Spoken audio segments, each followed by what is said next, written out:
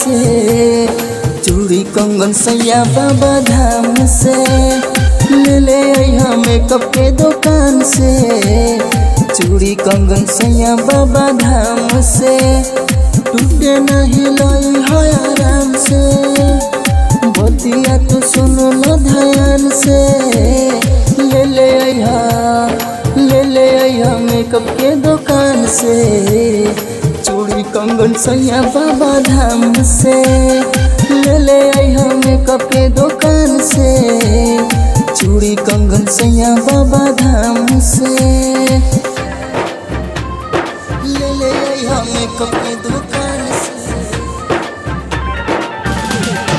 ले अइहा मेकअप के दुकान से, बाबा धाम से, रहिया में ठीक से जइहा हो, न भूलइहा हो, अरे बाबा पगलवा चढ़इहा हो, न लजइहा हो, भांग खा के जइहा भखुआई राजा जी, रहिया चले में मजा आई राजा जी, एक नंबर लइहा पहचान के, बतिया तो सुन लो ध्यान से, ले अइहा मेकअप के दुकान से, चूड़ी कंगन सैया बाबा धाम से, ले अइहा मेकअप के दुकान से, चूड़ी कंगन सैया बाबा धाम से,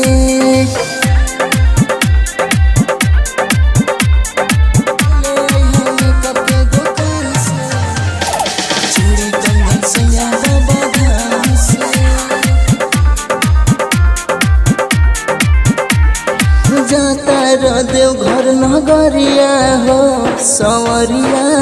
हो, देख छौले बैसगरो बदरिया हो, अनहरिया हो, अरे गुड के संगे सनहि कृष्णा, भंगिया धतूर लेहि कृष्णा, गमछा से पगड़ी के बांध के, दूरे रही यार के अनजान से, ले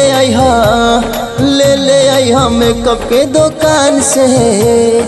चूड़ी कंगन सैया बाबा धाम से,